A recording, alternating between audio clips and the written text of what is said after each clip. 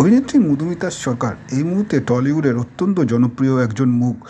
প্রসঙ্গত উল্লেখ্য, ছোট এই বড় পর্দার পাশাপাশি এই মুহূর্তে ওয়েব সিরিজেও সাফল্যের সঙ্গে কাজ করে চলেছেন মধুমিতা।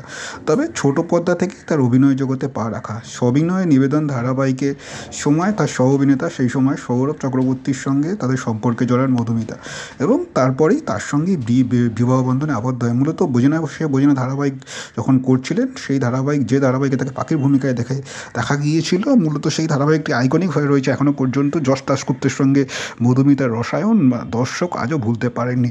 বোঝে না করার সময় 2015 সালে 7 পাকে বাধা পড়েন সৌরভ চক্রবর্তীর সঙ্গে।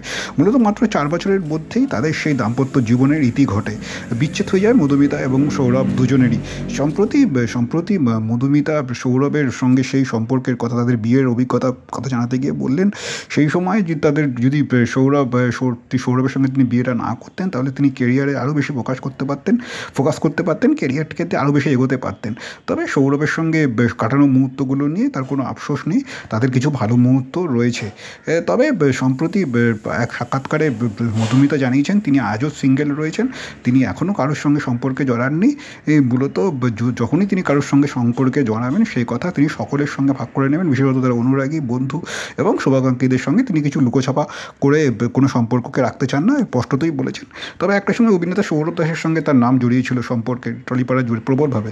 তবে সেই কথা উড়িয়ে দিয়েছিলেন সেই সময় সৌরভ এবং মধুমিতা দুজনেই। আপাতত মধুমিতা সিঙ্গেল, এ কথা স্পষ্টভাবেই জানিয়ে দিয়েছেন। তবে এই মুহূর্তে তিনি ব্যস্ত তার আগামী ছবি সূর্যকে নিয়ে। ইতিমধ্যে সেই ছবির ট্রেলার মুক্তি পেয়েছে। অভিনেতা বিক্রম চট্টোপাধ্যায়ের বিপরীতে দেখা যাবে মধুমিতাকে। মূলত আগামী জুলাইতে শিলাদিত্য মৌলিকের এই ছবি মুক্তি পেতে চলেছে। আর এই ছবিতে মধুমিতা এবং বিক্রমের পাশাপাশি রয়েছেন অভিনেতা দর্শনা।